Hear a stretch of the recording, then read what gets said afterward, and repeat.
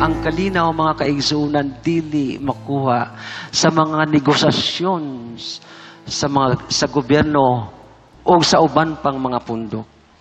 Ang kalinaw, mga kaigsuunan, makuha nato kung kita andunay maayong relasyon sa Ginoo.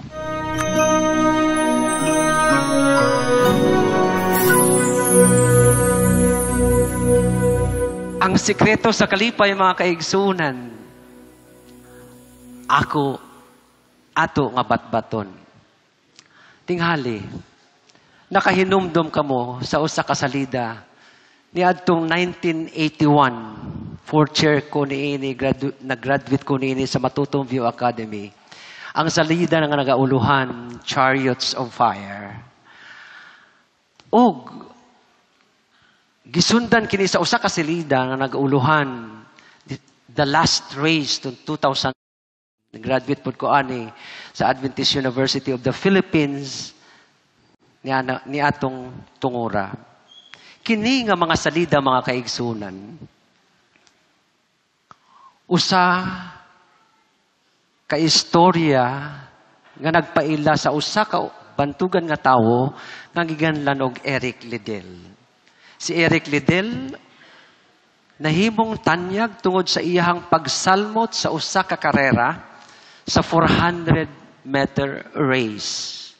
Nidawat siya og gold medal, mga kaigsuunan, tungod sa iyahang power sa sports. Apan, mga kaigsuunan, dili mao ang iyahang plano. Siya unta mudagan sa 100-meter sprint. Pero tungod sa iyahang pagtuo, tungod sa iyahang relihiyon, nisalmot siya instead sa 400-meter race. Kay ang maong karera sa 100-meter dash na nahitabo sa adlaw nga Domingo. Mga kaigsuunan, si Eric Liddell nahimo nga bantugan diha sa world of sports. Gani sa sunod nga mga katuigan, unta mahimo siyang bantugan ang iyang pangalan pag-iilhon dito sa world of sports, pero iyang gipili ang mahimong misyonero dito sa China. O katong tuig 1943, samtang ang mga kasundaluhang mga Hapones nagtuo nga ang ginatus nga mga Amerikano ug ang mga taga-Europa ilahang kaaway, gani ilahang gipreso, gidala sa bilangguan ang mga Amerikano ug taga-Europa kauban si Liddell. Ngadto sa bilangguan, iyang natagamtaman ang kalisod, ang kasubo, ang kadasok dito sa bilangguan og tumang kaguol. Apan si Liddell, abi niyo mga kaigsuunan, nawalaan og paglaom. Unsay iyang sikreto? Matagbuntag. Samtang ang iyang mga kauban nga mga bilanggo nagakatulog. Siya naghinay-hinay paglakaw, kauban ang iyahang gamay nga lamparahan, ug sa iyahang papel og Biblia, maiwagan ang iyahang Biblia sa iyahang pagbasa. Mga kaigsuunan, nagtubo Kristohanon ug maayong tawo si Liddell tungod sa iyahang pagbasa sa pulong sa Ginoo. Mga kaigsuunan, si Liddell usa ka example sa tawo nga bisan unsa ang sirkumstansya sa kinabuhi, nahimong victorious sa iyahang paglakaw isip usa ka Kristohanon. Gani nahimo siyang bantuan kay dinha sa prisuhan di ay mga kaigsuunan, daghan kaayong panag-away sa mga nagkadaiyahang grupo, di ba? So, ang trabaho ni Liddell nganong nahiilhan siya, tungod siya nagkabaton og malumo nga kasing-kasing og lahi nga paagi sa pagpatiwala sa mga nag-aaway-away nga mga bilanggo diha sa bilangguan. Si Lidel, dili nahimong bantugan sa Olympics. Dili ra nahimong bantugan sa Olympics, kung dili nahimo po siyang nailhan nga maayong Kristohanon tungod sa iyahang relasyon sa uban, og nag-organize siya og mga pagdula dina sa bilangguan aron nga ang mga bilanggo mahimong mapuslanon ang ilang panahon diha sa sulod sa bilangguan. Mga kaigsuunan, ang Biblia ang basahon nga mogiya alang sa Kristohanong pagkinabuhi. Mga kaigsuunan, ang Biblia, ingon ni Salmista David, iyahang gihulagway nga ang paghigugma nato sa pulong sa Ginoo susama sa usa ka flashlight. Ang pulong sa Dios mao'y suga sa akong tiilan ug kahayag sa akong pagalakawan. Salmo 119:105. Ang kahayag nga atong madawatan na adlaw-adlaw gikan sa Biblia, makahimo kanato sa paglakang sa unahan. Kini mao'y paagi sa atong pagtubo. Gipahayag kaayo ang kalidad sa kinaiya nga atong gikinahanglan og mga prinsipyo sa espirituhanong pagtubo. Labaw sa tanan, ang Biblia nagpaila kang Jesus ang suga sa kalibutan. Adunay bili ang imong kinabuhi, mga kaigsunan, kung si Jesus ang nag-iwag niini. Second, transforming friendship, makapasuod nga paghigalaay. Kung atong basahon ang Biblia, mga kaigsunan, ang atong relasyon sa isig katawo ug ang atong relasyon sa atong Ginoo madasig og mahimong putli.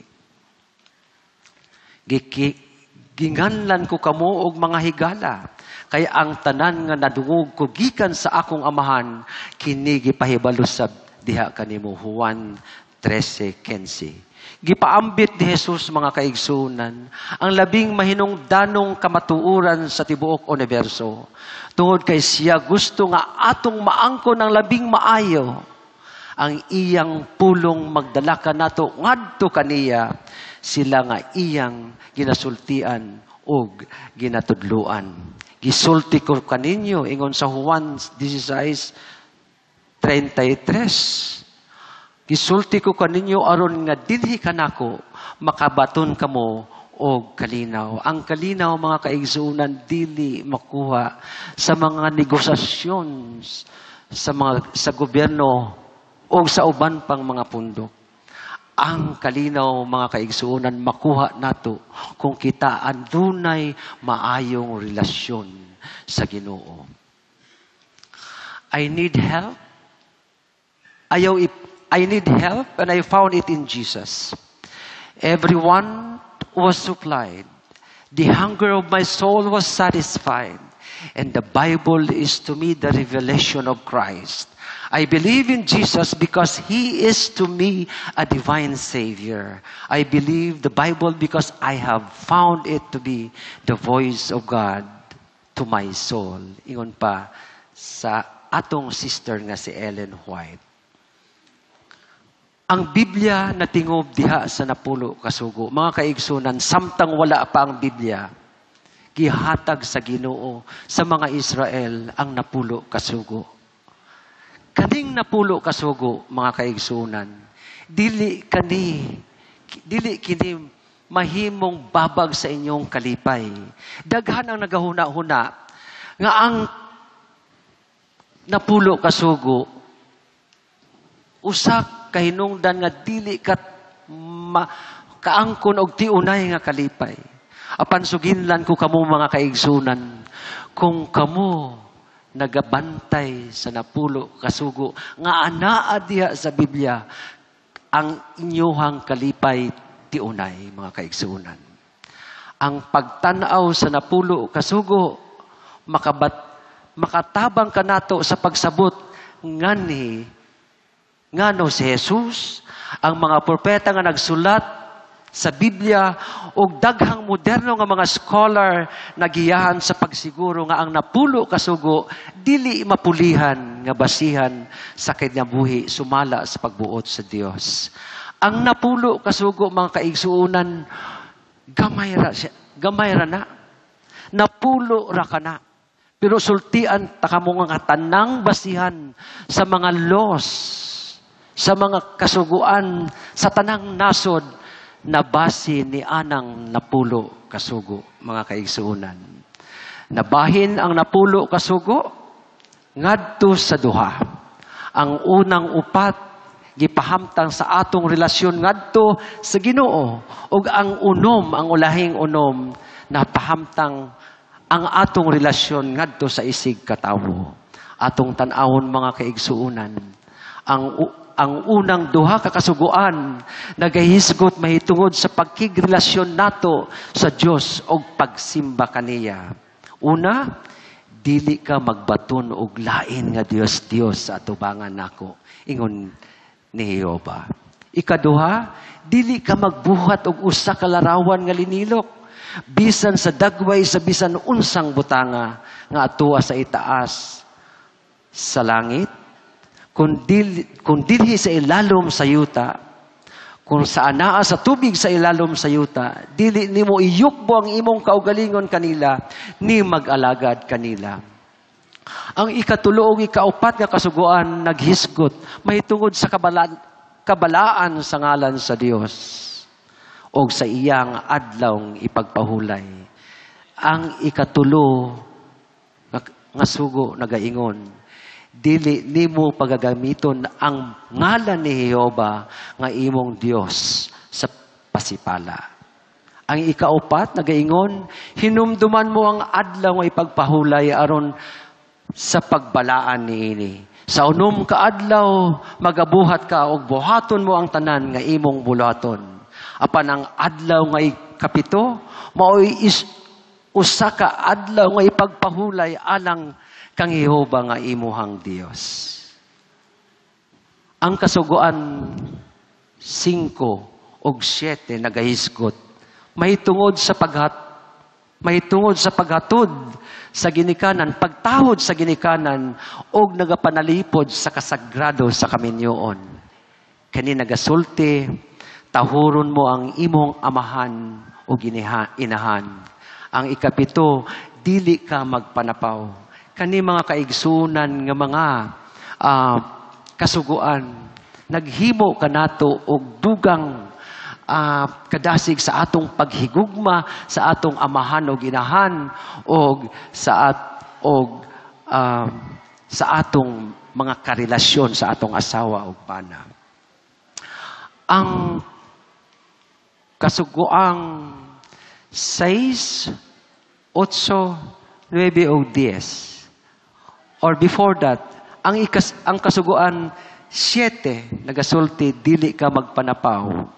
Ang kasuguan 6, 8, 9 ug 10 nagapanalipod sa tawhanong pakigrelasyon. Dili ka magpatay, dili ka mangawat, dili ka magsaksi og bakak og sa imong isig katawo. Dili ka maibog sa balay sa imong isig katawo. Dili ka maibog sa asawa sa imong isig katawo o sa bisan unsa nga butang nga gipanag-iyahan sa imong isig katawo. Ang napulo kasugo mga kaigsuon na nagapadayag nganigi kanato sa pagkamahinungdanon sa atong pakigrelasyon ngadto sa Dios o sa atong isig katawo. Isip po sa ilustrasyon mga kaigsuonan. Ang napulo kasugo makahimo sa ato sa tiunay nga kalipay. Susama sa usa ka amahan. Kung ang atong mga anak nagaeskwela sa eskwelahan, ingnon sa imuhang amahan o ginahan, anak, pag-eskwela baya og tarong ha? Ayaw sa og kanang pakigrelasyon. Kaya sa sunod na after sa imuhang edukasyon. Kung tumanon ninyo ang kasuguan o ang request sa inyong amahan o ginahan, kamo nga mga anak mamahimong doktor doktor, sama ni Dr. Pascua. Kamo mahimong abogado. Kamo mamahimong nurses, engineers, o teachers. Gani sa mga mag-asawahay. Kung giingon sa atong asawa nga pa, ayaw baya, ihunong na baya ang imuhang bisyo ha, nga pagpanigarilyo. Unya kita nga mga bana kay nahigugma mangita sa atong asawa, dili na gyud ta manigarilyo, di ba? So ang atong asawa malipay gayud pag-ayo. Inaana ang kasuguan mga kaigsuunan. Kung atong tumanon ang kasuguan, dili kini makahunong sa atong kalipay kani makahatag og kalipay nga tiunay mga kaigsuunan. Ang gipamulong ni Jesus may tungod sa napulo kasugo. Usa niya na kahigayon, samtang si Jesus nagatudlo, adunay usa ka batan-on nga nanangutana kaniya. Ingon niya, magtutudlo, unsa bay maayong buhaton nako aron akong mabatnan ang kinabuhing dayon. Mateo 19:16. Nasayod naman daan si Jesus nga ang maong batanon nahiagong pag-ayo sa iyang kabtangan ug bahandi. Busa si Jesus mitubag sa pag-ingon, tumana ang kasuguan. Ug ang batanon nag-ingon, asa man niini nga kasuguan, Ginoo. So, busa gisaysay ni Jesus ang pipila ka mga kasuguan sumala sa mabasa sa Mateo 19:18 ug 19. Wala makaagwanta ang batanong lalaki mga kaigsuunan. Siya milakaw na lamang nga napuno sa kaguol. Siya tuod adunay kaalam mahitungod sa kasuguan sa Dios. Apan wala siya makatuman niini tungod kay dili man niya mabiyaan ang iyang hinakugan ug ugalingon nga matang sa pagkinabuhi. Giya ngadto sa malipayong pagkinabuhi. Ang napulo kasugo mga kaigsuunan, nagapakita sa mga utlanan nga makahimo sa himsog nga pakigrelasyon aron sa pagtubo kauban ng Dios ug sa atong isig katawo. Mao kini ang hinungdan nga ang Ginoo naghangyo sa pinaagi kay Isaias. Ingon niya diha sa Isaias 48:18, o nga ikaw namati lamang unta sa akong mga sugo. Unya ang imo unta nga pakigdait may sama sa usa ka suba. Ug ang imong pagkamatarong maingon sa mga balod sa dagat. Si Jesus nagtudlo ngadto sa pagtuman ingon sa dalan sa tiunay nga kalipay. Kung tumano ninyo ang akong kasaguan, magapabilin kamo sa akong gugma. Maingon nga gituman ko ang mga sugo sa akong amahan og nagapabilin ako sa iyang gugma. Kini nga sikreto mga kaigsuunan. Basic kaayo. Kung kita nagka-connect, kung kita nahigugma sa atong amahan, ang atong pakighigugma sa uban musunod ra.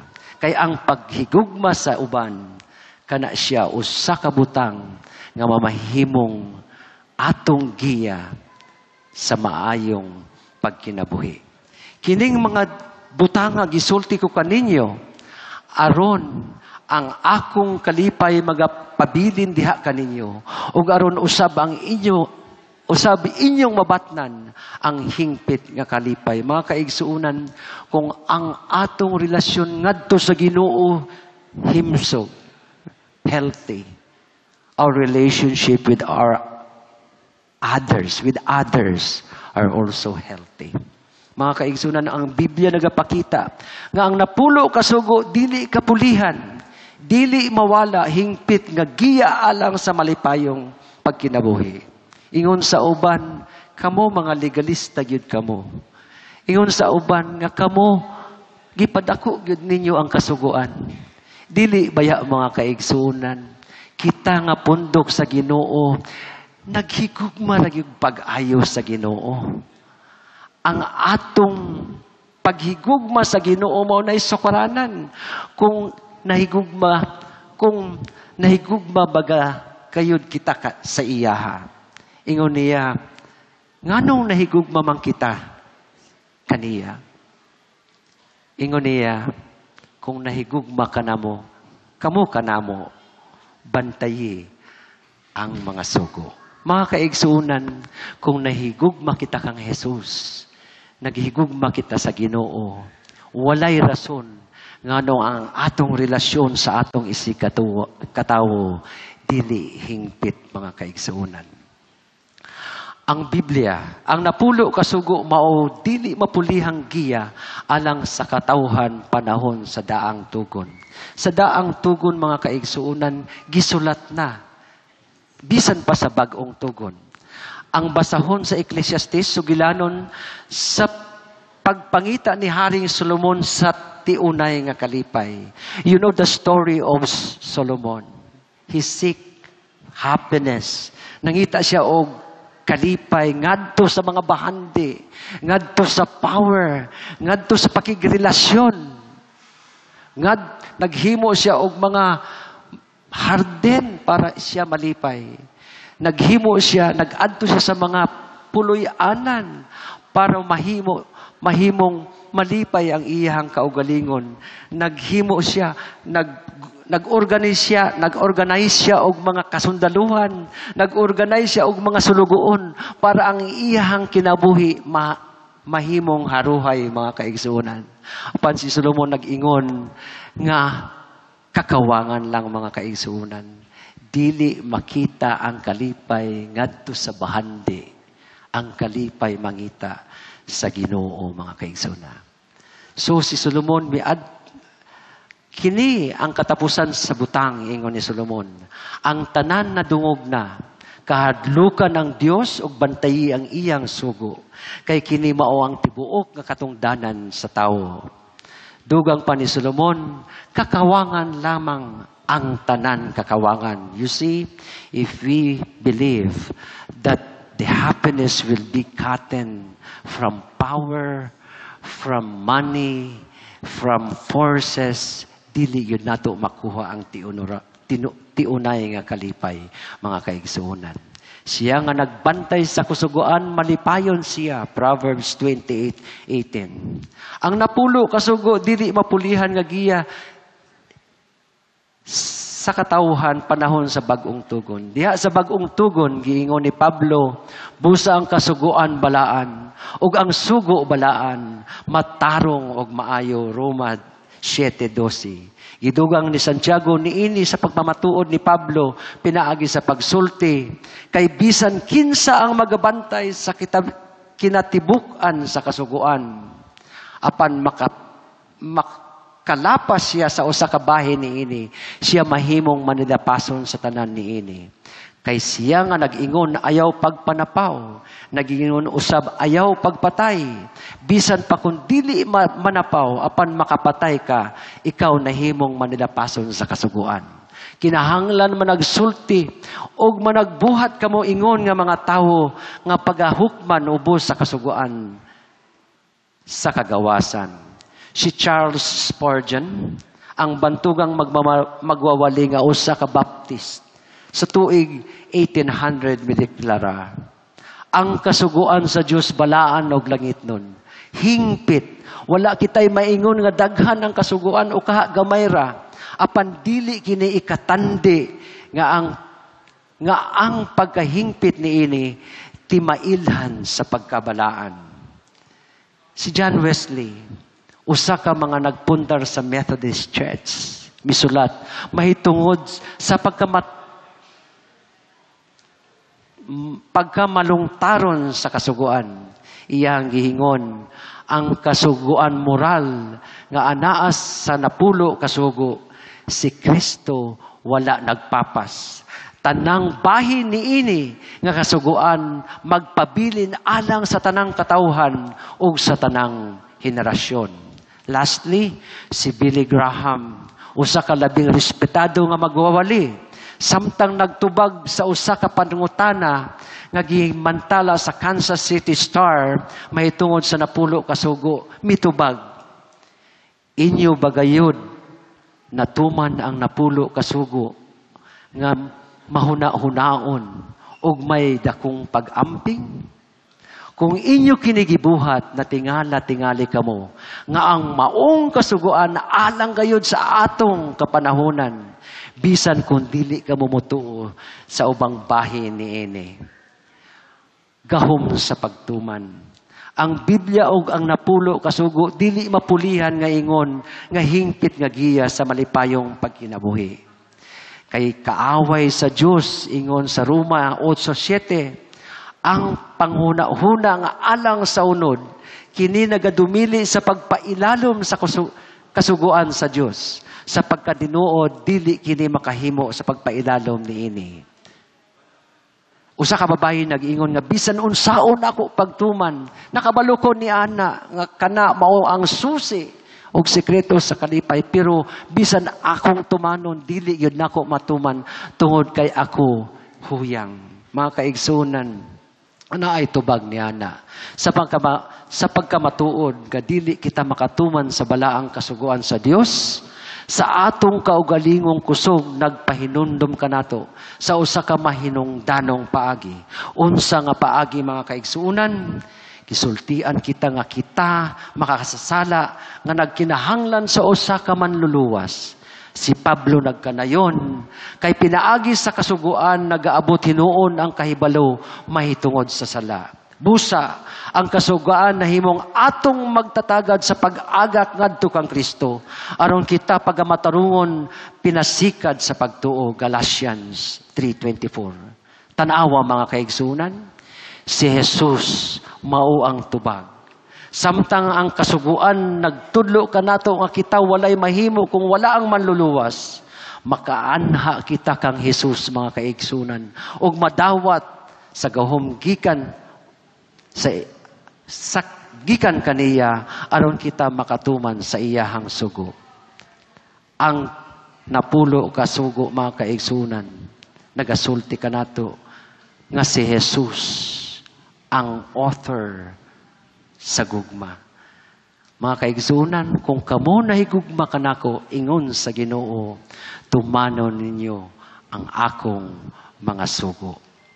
Kaya ang paghigugma sa iyang, ang nahigugma sa iyang siligman, nakatuman sa kasuguan. Ang mga sugo nga nagaingon, ayaw pagpanapaw, ayaw pagpatay, ayaw pagpangawat, ayaw pagkaibog, o ang bisan unsa pangasugo kini nagalangkob ni ining mga pulunga nga atong nga nag-ingon, higugma ang imong silingan, ingon nga imong kaugalingon. Ang gugma dili mahimong dautan ngadto sa silingan, busa ang gugma mao ang katumanan sa kasuguan. Ang tanan nga nahimong pagkasala, ang tanan nga nagahimong pagpakasala, nagahimog paglapas sa sugo. Kay ang pagpakasala mao may paglapas sa sugo. 1 Juan 3:4. O kamo nasayod nga kadto siya gipadayag aron sa pagkuha sa mga kasalanan. Mga kaigsuunan, ang Biblia nagasulti kanato. Ug ang kasugoan nagasulti kanato nga kini ang paagi nga kita maadunay, maayo o diunay nga kalipay. Akong mga higala, ang Biblia nagasulti kanato sa love letters sa Ginoo ngadto nganhi kanato. Kung dili nato basahon ang Biblia, maura is just likened to a text na atong makit-an dinha sa atong mga cellphones, sa atong mga text messages nga gikan sa atong higala. Himuon nato, mga kaigsuunan, nga makig amigo og tiunoray sa Ginoo. Atong basahon ang Biblia, dili nato kana itiklop, kay kining Biblia nagasugo kanato sa pag-ila sa Ginoo nga atong alagaran. Siya ang author sa love Siya ang author sa gugma, busa, ato siyang pagabasahon kanunay, mga kaigsunan. Ang kaluwasan nato, dili nato makuha kung wala si Kristo, mga kaigsunan. Atong i-connect ang atong mga kaugalingon diha kang Kristo. Kay siya lamang ang makaluwas kanato, mga kaigsunan. Dili nato sa atong kusog, mahimong mo-follow sa balaod sa Ginoo kung dili sa pagkamatarong ni Kristo, mga kaigsunan. Pusa, ako kamong giawhag nga kita muhunong sa pagpakasala. Atong sundon ang balaod nga gibutang dinha sa Biblia, sa love letter sa Ginoo, aron ang atong pagkinabuhi mahimong hapsay. Ang atong relasyon sa Ginoo mahimong tinud-aray, kay siya gayod ang makaluwas kanato. Busa, mga kaigsunan, kung atong gihigugma ang Ginoo, ako kamong gidapit.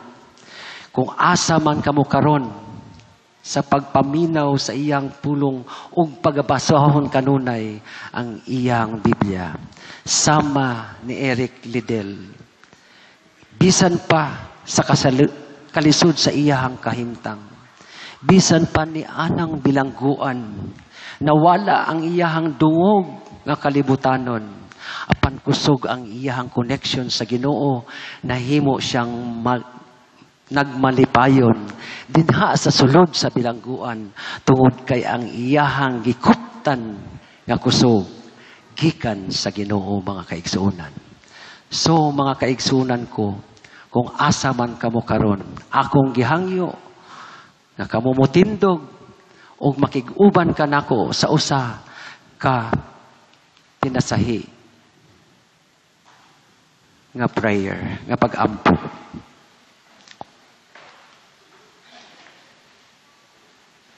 Ginoong Dios, nining kagabihon, kami nagapasalamat kanimo